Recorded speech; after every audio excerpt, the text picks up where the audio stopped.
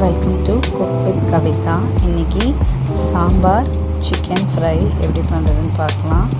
ஒரு குக்கரில் ஒரு அரை கப் சிறுபருப்பு, அரை கப் துவரம்பருப்பு, ஒரு 20 மினிட்ஸ் ஊற வச்சு கொஞ்சம் தக்காளி, ஒரு 3 பூண்டு போட்டு ஒரு 4 விசில் விட்டு வச்சுருக்கேன்.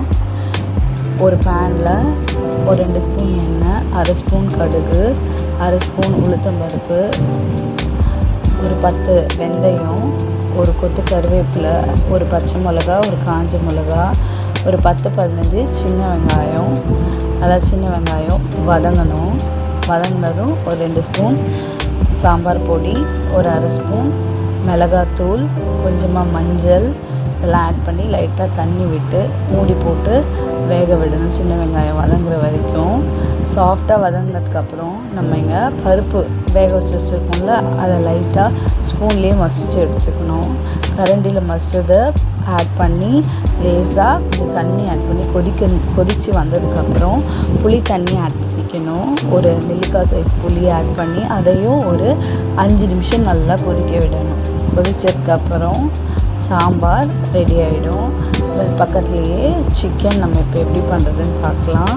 ஒரு பவுலில் ஒரு 1/2 kg சிக்கன், ஒரு ஸ்பூன் இஞ்சி பூண்டு பேஸ்ட், ஒரு ஸ்பூன் மிளகாத்தூள், ஒரு ஸ்பூன் தனியாத்தூள், அரை ஸ்பூன் கரம் மசாலா, கொஞ்சமாக சிக்கன் மசாலா, கொஞ்சம் மஞ்சள் ஆட் பண்ணி நல்லா மிக்ஸ் பண்ணி வச்சுக்கணும். மிக்ஸ் பண்ணதுக்கப்புறமா ஒரு 15 மினிட்ஸ் மேரினேட் பண்ணி வைக்கணும். அதுக்கப்புறம் கொஞ்சமாக உப்பு ஆட் பண்ணி 15 மினிட்ஸ் மேரினேட் பண்ணி வச்சிடலாம். நல்லா கலந்து விட்டு இன்னொரு பேனில் ட்ரை பேனில் இந்த சிக்கனை போட்டு ஒரு 5 நிமிஷம் மீடியம் ஃப்ளேமில் வதக்கி எடுக்கணும்.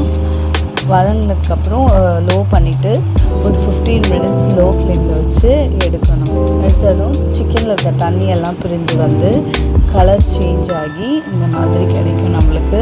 இப்போ இன்னொரு பேனில் ஒரு 2 ஸ்பூன் எண்ணெய், ஒரு 2 சின்ன வெங்காயம், சின்ன சைஸில் இருக்க வெங்காயத்தை எடுத்து நல்லா நறுக்கி இந்த மாதிரி வதங்குற வரைக்கும் வெயிட் பண்ணணும். வதங்கினதும் ஒரு 2 சின்ன தக்காளி, அதையும் நல்லா கட் பண்ணி போட்டுட்டு மிக்ஸ் பண்ணி எடுத்துக்கணும். நல்லா தக்காளி வெங்காயம் குழம்புன்னு வதங்கணும்.